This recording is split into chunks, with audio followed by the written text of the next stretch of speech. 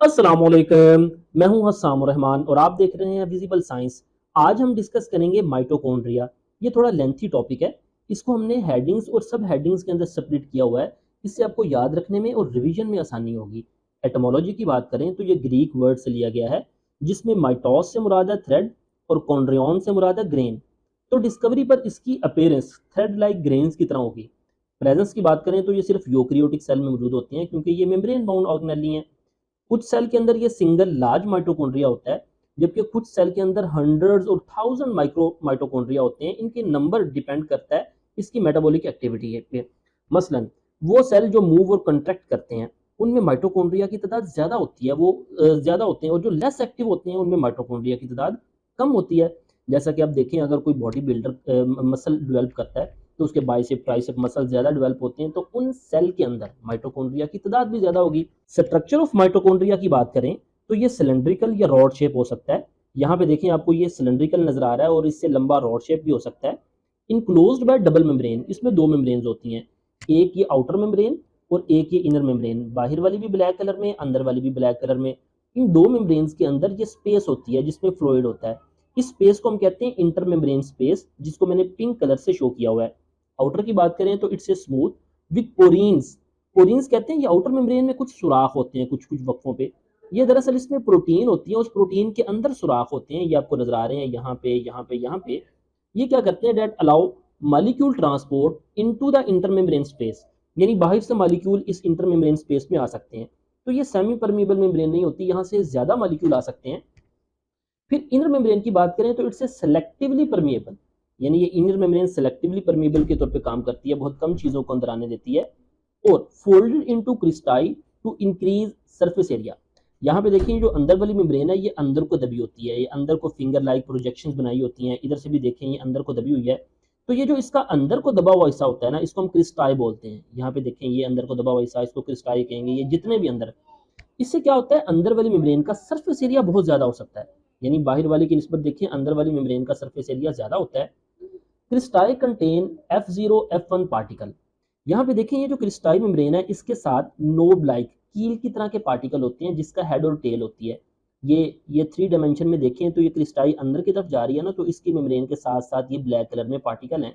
इसको हमने एक को बड़ा करके देखें तो इस पार्टिकल के दो पोर्शन है। ये स्वॉलन पोर्शन जो हेड है उसे F1 पार्टिकल कहते हैं पोर्शन, और ये जो टेल सी होती है इसको हम F0 पोर्शन कहते हैं। तो इस पूरे को F0 और F1 को कलेक्टिवली हम कहते हैं एटीपी सेंथेज, एटीपेज भी कहते हैं, विच आर एटीपी सेंथेज एंजाइम। यानी ये वो एंजाइम है जिनमें इलेक्ट्रॉन ट्रांसपोर्ट चेन के दौरान हाइड्रोजन आयन इनमें से गुजरता है और उसके गुजरने की वजह से एटीपी बनती है। इसी वजह से इसको हम एटीपी सेंथेज एंजाइम कहते हैं या एटीपेज भी कहते हैं, ये इसी का नाम है। Inner membrane also contain complexes. ये अंदर वाली मेम्ब्रेन में कुछ प्रोटीन कॉम्प्लेक्सेस होते हैं, जैसा कि साइटोक्रोम ए बी सी, वो क्या करते हैं, serve as electron carriers in the electron transport chain. ये रेस्पिरेशन का पोर्शन है इलेक्ट्रॉन ट्रांसपोर्ट चेन, जिसमें वो प्रोटीन कॉम्प्लेक्सेस इलेक्ट्रॉन कैरियर के काम करते हैं, यानी एक से दूसरे के पास इलेक्ट्रॉन जाते हैं, दूसरे से तीसरे के पास। इसकी डिटेल हम इलेक्ट्रॉन ट्रांसपोर्ट चेन में देखेंगे। Mitochondria have two internal compartments, दो कंपार्टमेंट हैं, एक आउटर मेम्ब्रेन और इनर मेम्ब्रेन के दरमियान। ये पिंक कलर में मैंने दिखाया हुआ है, ये एक नैरो रीजन होता है थोड़ा सा। जबकि एक है माइटोकॉन्ड्रियल मैट्रिक्स, यानी इन दोनों मेम्ब्रेन्स के अंदर, ये येलो कलर में आपको नजर आ रहा है, enclosed by the inner membrane contains jelly like material, यानी यहाँ पे ये जेली लाइक मटेरियल होता है, with small circular DNA, RNA, ribosomes and enzymes. इस चीज को गौर से समझिएगा, यानी माइटोकॉन्ड्रिया के अंदर ये जो आपको डीएनए नजर आ रहा है ना, ये सर्कुलर डीएनए होता है। देखें, डीएनए दो तरह से होते हैं, एक लीनियर और एक सर्कुलर। ये यूकेरियोटिक सेल आपको नजर आ रहा है। यूकेरियोटिक सेल के न्यूक्लियस के अंदर क्रोमोसोम होते हैं, और क्रोमोसोम हमें पता है डीएनए का बना होता है। अब लेट्स सपोज ये ह्यूमन सेल है और हमारे सेल के अंदर 46 क्रोमोसोम होते हैं। तो अगर हम एक क्रोमोसोम को देखें तो वो क्रोमोसोम इस तरह से मौजूद है, और उस क्रोमोसोम के दोनों एंड फ्री हैं, इधर वाला एंड भी फ्री है, इधर वाला एंड भी फ्री है। इसे हम कहते हैं लीनियर क्रोमोसोम, लीनियर डीएनए। लेकिन जो प्रोकैरियोटिक सेल होता है ना, जिस तरह बैक्टीरियल सेल प्रोकैरियोटिक है, न्यूक्लियस नहीं होता, तो इसका डीएनए इस साइटोप्लाज्म में होता है, और इसका डीएनए होता है सर्कुलर डीएनए, यानी ये सारा घूम फिर के दोनों एंड इसके मिले होते हैं। सर्कुलर से मुराद है ये डीएनए शुरू हुआ और इसका एंड आपस में मिला हुआ है, ये सर्कुलर है।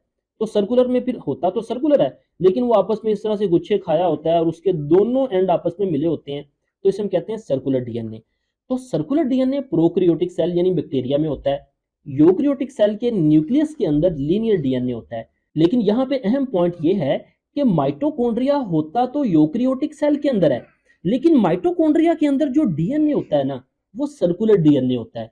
यानी माइटोकॉन्ड्रिया सर्कुलर डीएनए की वजह से रिजेंबल करता है प्रोकैरियोटिक सेल से। तो ये बड़ा अहम एमसीक्यू है, इसको आपने याद रखना है कि माइटोकॉन्ड्रिया यूकेरियोटिक सेल का ऑर्गेनेली है, लेकिन इसके पास अपना डीएनए यानी सेल के डीएनए के अलावा अपना डीएनए है, और वो क्या है, सर्कुलर डीएनए है, आरएनए है। और अगली बात है, इसके राइबोसोम 70s होते हैं। देखें इस यूकेरियोटिक सेल में जो यहाँ पे बाहर राइबोसोम है ना, वो 80s हैं। ये एस स्वेडबर्ग यूनिट होता है, इसको हम राइबोसोम वाले टॉपिक में डिस्कस कर चुके हैं। वो 80s हैं। लेकिन माइटोकॉन्ड्रिया के पास जो राइबोसोम है वो 70s हैं, जिस तरह प्रोकैरियोटिक सेल के राइबोसोम 70s होते हैं। तो इसका मतलब है माइटोकॉन्ड्रिया का डीएनए और राइबोसोम रिलेट करता है प्रोकैरियोटिक सेल से। ये बड़ा अहम एमसीक्यू है, आपने याद रखना। नेक्स्ट, फंक्शंस ऑफ माइटोकॉन्ड्रिया की बात करें तो it's a site of cellular respiration. देखिए रेस्पिरेशन वो प्रोसेस है जिसमें सेल शुगर यानी ग्लूकोज को ऑक्सीजन की मौजूदगी में तोड़ता है, कार्बन डाइऑक्साइड पानी बनते हैं, और साथ एनर्जी बनती है एटीपी की शक्ल में, और सेल इसी एनर्जी को इस्तेमाल करता है। तो वो जो रेस्पिरेशन है वो मेटाबॉलिक प्रोसेस है जिसमें ऑक्सीजन इस्तेमाल होती है और एटीपी बनती है। तो एटीपी बनने के लिए एनर्जी कहाँ से आती है? Extracting energy from the sugar, fat and other organic compound. यानी यहाँ पे शुगर या फैट या कुछ दूसरे ऑर्गेनिक कंपाउंड को भी सेलुलर रेस्पिरेशन में तोड़कर उनकी एनर्जी एक्सट्रैक्ट करके एटीपी बनाया जा सकता है। फिर वो कह रहा है enzyme in the matrix catalyse some steps of cellular respiration including Krebs cycle. Respiration का एक स्टेप है क्रब साइकिल, उसको चलाने के लिए इंजाइम भी कहाँ होते हैं? माइटोकॉन्ड्रियल मैट्रिक्स में होते हैं। वो कह रहा है other proteins in the inner membrane are involve in the ATP generation through the electron transport chain. जैसा कि पहले बता चुके हैं कि अंदर वाली मेम्ब्रेन में इलेक्ट्रॉन ट्रांसपोर्ट चेन का प्रोसेस होता है। वहाँ पे प्रोटीन होती हैं जो एटीपी बनाती हैं, जिसमें एटीपी सिंथेज यानी F0 और F1 पार्टिकल वाली प्रोटीन भी शामिल है। नेक्स्ट, जेनेटिक सिस्टम या सेल्फ रेप्लिकेशन की बात करें तो वो कह रहा है mitochondria contain their own genetic system including DNA, RNA and ribosome. तो इसीलिए माइटोकॉन्ड्रिया आर सेल्फ रेप्लिकेटिंग। देखिए किसी भी चीज़ को, जैसा कि सेल रेप्लिकेट करता है ना, अपनी प्रोटीन्स बनाता है, तो रेप्लिकेशन के लिए दो चीज़ें चाहिए होती हैं, एक डीएनए की शक्ल में इंस्ट्रक्शन और एक राइबोसोम की शक्ल में प्रोटीन बनाने वाली फैक्ट्री। तो इस माइटोकॉन्ड्रिया के पास अपना डीएनए, आरएनए भी है और राइबोसोम भी है, लिहाजा वो खुद ही रेप्लिकेट कर सकता है and divide by the fission to increase their number. तो अपने नंबर्स को खुद ही बढ़ा सकता है माइटोकॉन्ड्रिया। नेक्स्ट, ये एक्स्ट्रा रीडिंग मटेरियल है जिसमें वो बता रहा है कि माइटोकॉन्ड्रिया और क्लोरोप्लास्ट ये दोनों ऑर्गेनेलिज सिमिलैरिटी रखते हैं बैक्टीरिया से। तो इनकी कौन सी खसूसियात हैं वो बैक्टीरिया से मिलती जुलती हैं? वो है एक तो सेल्फ रेप्लिकेटिंग, दूसरा having their own genetic system और मेटाबॉलिक मशीनरी। तो इस वजह से ये बैक्टीरिया से मिलते हैं। तो बैक्टीरिया ही की तरह इनका सर्कुलर डीएनए होता है, इनमें तमाम तरह के आरएनए होते हैं, और इनका राइबोसोम भी बैक्टीरिया की तरह 70s होता है। ये 8 नहीं है बल्कि S है। एक और इंटरेस्टिंग फैक्ट इनके बारे में ये है कि these are capable to survive, यानी ये जिंदा रह सकते हैं outside the cell in artificial medium. Artificial medium में इफ केयरफुली फ्रैक्शनेटेड। आमतौर पर हमें पता है कि जो लिविंग यूनिट है वो सेल है, तो ऑर्गेनेली जिंदा नहीं रह सकते, लेकिन ये सेल से बाहर अकेला जिंदा रह सकता है अगर इसे केयरफुली निकाला जाए। उसकी वजह यह है कि these organelles have been independent organism before being engulfed by the early eukaryotic ancestor.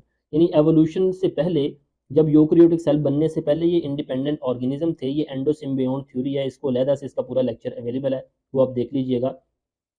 फिर ये क्या करते हैं? Regulation of mitochondrial number. Lysosome digest excess mitochondria to regulate their number. यानी अगर कोई सेल काम करना छोड़ दे, जैसा कि अगर कोई बॉडी बिल्डर अपना जिम जाना छोड़ दे तो उसके मसल डीजनरेट होते हैं, तो उसमें माइटोकॉन्ड्रिया किस तरह से कम होते हैं? लाइजोसोम के जरिए। फिर इसी तरह वो कह रहा है माइटोकॉन्ड्रिया आर इनहेरिटेड मैटरनली, यानी ये मदर से आते हैं, as they are present in the egg cell, क्योंकि एग सेल में होते हैं, but not in the heads of sperm cell. Sperm cell के हेड में नहीं होते, टेल में तो होते हैं लेकिन वो सिर्फ स्विम करने के लिए होते हैं, तो हेड में स्पर्म सेल से नहीं होते। तो जो जाइगोट है उसमें माइटोकॉन्ड्रिया कहाँ से आ रहा है? एग सेल से। तो ये था आज का लेक्चर, उम्मीद है आपको समझ आई होगी। फीडबैक जरूर दीजिएगा, दुआओं में याद रखिए। मिलते हैं नेक्स्ट लेक्चर के साथ। अस्सलाम वालेकुम वरहमतुल्लाहि वबरकातुहू।